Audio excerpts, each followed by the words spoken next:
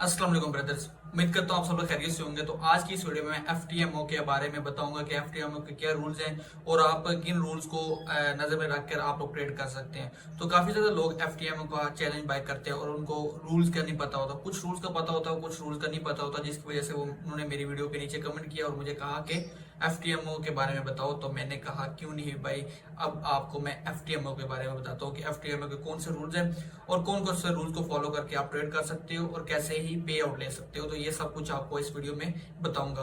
तो video start करने से पहले आपको बताता चलो, अगर आप लोगों ने मेरा व्हाट्सएप चैनल या डिस्कॉर्ड सर्वर नहीं ज्वाइन किया तो उसका ज्वाइनिंग लिंक मैंने इस वीडियो के डिस्क्रिप्शन में दिया, तो लाजमी ज्वाइन कर लेना, क्योंकि वहां पर ट्रेडिंग अपडेट्स देता हूँ फ्रीली और वहां पर आप लोग ट्रेडिंग अपडेट्स को भी एंजॉय कर सकते हैं। तो सबसे पहले बात आती है कि एफटीएमओ अकाउंट आप लोग बाय करते हो तो जो मेन रूल होते हैं वो कौन से होते हैं। तो मेन रूल जो होते हैं वो आपके पास ये है, ड्रॉ डाउन रूल। तो ये हर एक्सचेंज के, सॉरी एक्सचेंज नहीं, प्रोफर्म, तो ये हर प्रोफर्म के रूल्स होते हैं जो हमने फॉलो करने होते हैं। ठीक है, हमारे पास ड्रॉ डाउन रूल होता है, न्यूज ट्रेडिंग होता है, वीकेंड होल्डिंग होता है और आपके पास यही सब रूल्स ऑलमोस्ट होते हैं। कॉपी ट्रेडिंग हो गया, हेजिंग हो गया, गैम्बलिंग हो गया, ओवर लेवरेज हो गया। तो ये ऑलमोस्ट सब रूल्स होते हैं जो आपको फॉलो करने होते हैं। तो यही मैं इस वीडियो में भी एक्सप्लेन करने की कोशिश करूंगा। तो सबसे पहले ड्रॉ डाउन के बारे में बताता हूँ। तो आपके पास ना ये सारे देखो, ये आप जब भी रूल सर्च करोगे तो आपके सामने वो लिंक आएगा, तो आपने उसे ओपन कर लेना है। और यहाँ पर देखो स्टेप 1 चैलेंज होता है। आपके पास जो फेज 1 का चैलेंज होता है वो आपको ना यहाँ पर ये वाले रूल देता है कि आप जो भी अकाउंट बाय कर लें सिंपल उसके ऊपर क्लिक करो और आपको ये रूल बता देगा।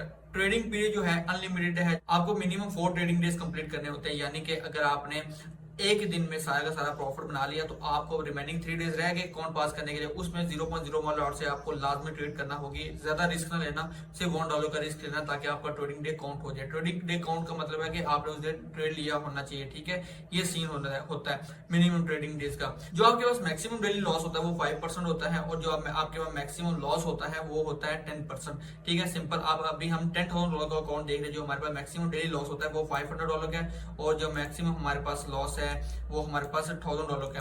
तो ये सीन हो गया। अब आपको बताता हूँ, अगर आप लोग अकाउंट बाय करते हो तो आप लोगों को डेली लॉस और मैक्सिमम लॉस को ध्यान में रखना होता है। डेली लॉस में ये होता है कि अगर आपने 5% लॉस कर दिया एक दिन में तो आपका अकाउंट ब्रीच हो जाएगा। और मैक्सिमम लॉस का मतलब ये है कि अगर आपने 10% लॉस कर दिया तो आपका अकाउंट यहाँ से मतलब ब्रीच हो जाएगा, आपका अकाउंट फेल हो जाएगा, तो आप लोग फिर न्यू अकाउंट बाय करना पड़ेगा। ये सीन होता है। और आपको टारगेट जो फेज 1 में कंप्लीट करना होता है वो होता है 10% का, यानी आपको $1,000 बनाना होता है। तो ये हो गया आपका हमारे पास फंडेड अकाउंट का स्टेप 1 का। जो हम 2 स्टेप का अकाउंट कर रहे हैं ना, तो आपको फर्स्ट स्टेप में ये रूल फॉलो करने होते हैं, ड्रॉ डाउन के रूल। और जो आपको फीस रिफंडेबल होती है वो 89 होती है, $89। तो ये फर्स्ट वर्ड के साथ आपके साथ आ जाती है। अब सेकंड जो स्टेप होता है इनका वेरिफिकेशन का होता है। वेरिफिकेशन में यानी स्टेप 2 का अकाउंट, फेज 2 जिसे हम कहते हैं, उसमें सिंपल आपके पास maximum daily loss limit same रहती है, बस प्रॉफिट अगर आपको 5% अचीव करना होता है, बाकी सब कुछ सेम है। तो अब बारी आती है कि एफटीएमओ अकाउंट फिर आपको मिल जाता है और एफटीएमओ अकाउंट आपके पास मिलता है और आपके पास ये सीन होता है सारा। मैक्सिमम एप्लीकेशन में बताई हुई है और जो अकाउंट बैलेंस के अकॉर्डिंगली आपको कितना डॉलर ट्रेड करने को मिलता है और कितना मैक्सिमम ड्रॉ डाउन मिलता है, सब कुछ आपको प्रॉफिट स्प्लिट भी बताया जा रहा है यहाँ पर कि आप कौन कौन सा प्रॉफिट स्प्लिट भी ले सकते हो। तो अब बारी आती है can I trade news trading allow है या नहीं। तो अब आपको बताता हूँ, in FTMO challenge and verification you can trade freely during all news। अब जो फेज 1 और फेज 2 का अकाउंट है यहाँ पर आप फ्रीली ट्रेड कर सकते हो without checking any rule news trading का। ठीक है, आप लोग ना न्यूज ट्रेडिंग में होल्डिंग भी कर सकते हो, न्यूज ट्रेडिंग में क्लोजिंग वगैरह भी ट्रेड की कर सकते हो, ओपन वगैरह भी कर सकते हो, कोई इतना मसला नहीं है। जो हमारे पास फेज 1 और फेज 2 का अकाउंट है। लेकिन मास्टर अकाउंट में एक चीज आ जाती है, कंसिस्टिंग एफटीएमओ चैलेंज प्लस वेरिफिकेशन। ठीक है, after you pass the evaluation process, जो आपके फेज 1 और फेज 2 पास करने के बाद आपको अकाउंट मिलता है लाइव। तो उसमें आपको ना केयरफुल रहना पड़ता है ड्यूरिंग न्यूज पीरियड के। स्विंग अकाउंट में आप न्यूज होल्डिंग कर सकते हो। स्विंग अकाउंट इनका एक अलग अकाउंट है, वो जब कभी न्यू वीडियो बनाऊंगा तो वो फिर जब आप लोग कहेंगे तो मैं उस पर भी वीडियो बना दूंगा। लेकिन ज्यादातर जो ट्रेडर्स फोकस करते हैं वो फेज 1 और फेज 2 जो 2 स्टेप चैलेंज होता है उस पर फोकस करते हैं। मैं भी ज्यादातर उन्हीं चैलेंजेस पर फोकस करता हूँ, तो आप लोग भी उन्हीं पर फोकस कर सकते हैं। तो जो अब आपको लाइव अकाउंट मिलता है ना, तो फेज 1 और फेज 2 करने के बाद उस पर ना न्यूज ट्रेडिंग इफेक्ट होती है। और न्यूज ट्रेडिंग कैसे इफेक्ट होती है कि आपने देखना है 2 मिनट और 2 मिनट आफ्टर और 2 मिनट बिफोर के जो टाइम विंडो है ना, उसमें आपने ट्रेड को ओपन नहीं करना और ना ही कोई क्लोजिंग करनी है। टीपी वगैरह जो भी हो गया वो अपने क्लोजिंग वगैरह नहीं करनी, तो आपका प्रॉफिट डिडक्ट हो जाएगा। यहाँ पर आप लोगों को यहाँ पर दिखाता हूँ मैं, not allowed to execute trade any new trade or closing an existing trade on the targeted instrument in the window of 2 minutes before until 2 minutes after the release of the below, ठीक, of the below news announcement। ठीक है, आपने ना existing trade जो आपकी पहले की है वो भी नहीं क्लोज करनी 2 मिनट बिफोर एंड आफ्टर। आप लोगों ने टीपीएसएल नहीं लगा के रखना, ताकि अगर आपकी ट्रेड वो एग्जीक्यूट हो जाती है तो टीपी आपका अकाउंट नहीं होगा लेकिन एसएल आपका अकाउंट हो जाएगा। ये ऐसा सीन होता है। तो आप लोगों ने बस ये है कि 4 मिनट का टाइम होता है, जो 2 मिनट न्यूज से पहले और 2 मिनट न्यूज से बाद आप लोगों ने ट्रेड नहीं करनी। यानी आप देख लेंगे इफेक्टिव इंस्ट्रूमेंट आपको दिए हुए हैं और आपको न्यूज भी दी हुई है हर पेयर के अकॉर्डिंगली, तो आप इसको देख सकते हैं इस चार्ट को।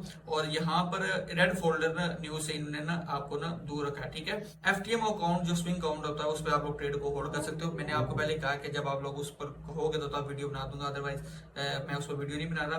तो न्यूज ट्रेडिंग का तो हो गया। अब हम इधर देखते हैं हमारे पास नेक्स्ट कौन सा आता है क्वेश्चन हमारा, do I have to close my position overnight. तो जो एफटीएम चैलेंज और वेरिफिकेशन है ना, इसमें ना आपके पास कोई भी ना रिस्ट्रिक्शन नहीं होती। आप लोग अपनी ट्रेड को होल्ड रख सकते हो वीकेंड पर भी और ओवरनाइट भी। लेकिन आपके पास जब FTM trader got an account FTM account we require you to close your position just before the market close for the weekend. ठीक है, अब ना इन्होंने ये बोला कि आप लोग जब अपना फेज 1 फेज 2 का अकाउंट क्लियर कर रहे हो तो तब ये रिस्ट्रिक्शन आप पर नहीं लगती। आप अपने ट्रेड्स को वीकेंड में भी होल्ड कर सकते हो, ओवरनाइट भी होल्ड कर सकते हो। लेकिन जब आप लोग इवैल्यूएशन प्रोसेस क्लियर करने के बाद फेज 1 फेज 2 के बाद आपको जब मिलता है लाइव अकाउंट, तब आपके पास जो भी ट्रेड करोगे ना वो आपने वीकेंड से पहले क्लोजिंग करनी है। ठीक है, आपको ना सिंबल के ऊपर उनका ऑप्शन भी होता है, यहाँ पर इन्होंने लिखा है standard market all are visible in the trading platforms and at our symbol site. ठीक है, वहां पर आपको मिल जाएगा। How trading hours are routinely subject to changes based on major holidays. और ना इनके ना जो ट्रेडिंग आवर्स होते हैं ना वो हॉलिडेज और इवेंट के अकॉर्डिंगली चेंज होते रहते हैं। तो आप लोग वहां पर रेगुलरली वॉच कर सकते हैं। यहाँ पर इन्होंने तरीका सारा बताया, तो आप लोग देख सकते हो। तो मेरी बात याद रखना कि 2 घंटे से जो ज्यादा की ब्रेक होती है मार्केट की उसके पहले और वीकेंड या इवेंट या हॉलिडे से पहले आपने अपनी पोजीशन को क्लोज रखना है। और ये था एफटीएम का वीकेंड रूल, जो आपका होल्डिंग रूल होता है ना, ये उसके बारे में गाइड कर दिया। लेकिन आप लोगों ने स्विंग जो एफटीएम स्विंग है ना उसमें ये रिस्ट्रिक्शन अप्लाई नहीं होती, वहां पर आप लोग होल्ड कर सकते हो हॉलिडे के दौरान भी और न्यूज के दौरान भी। तो ये सीन होता है।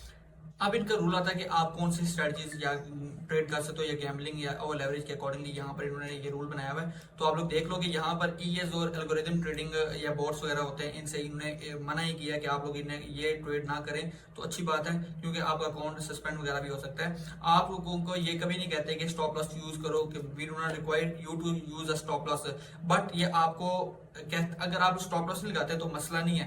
लेकिन आपको ये कह रहे हैं कि अगर आप स्टॉप लॉस यूज करते हो तो ये आपके लिए बेनिफिट है कि आपको रिस्क मैनेजमेंट प्रॉपर्ली फॉलो करना पड़ेगी। लेकिन अगर आप लोग यूज नहीं करते तो कोई इतना बड़ा मसला नहीं, क्योंकि कुछ proforma rule stop loss use ना करो तो उसका मसला क्रिएट करती है। लेकिन ये प्रोफॉर्म कह रही है कि आप लोग स्टॉप लॉस नहीं यूज करते तो आप लोग का कोई इतना बड़ा मसला नहीं है।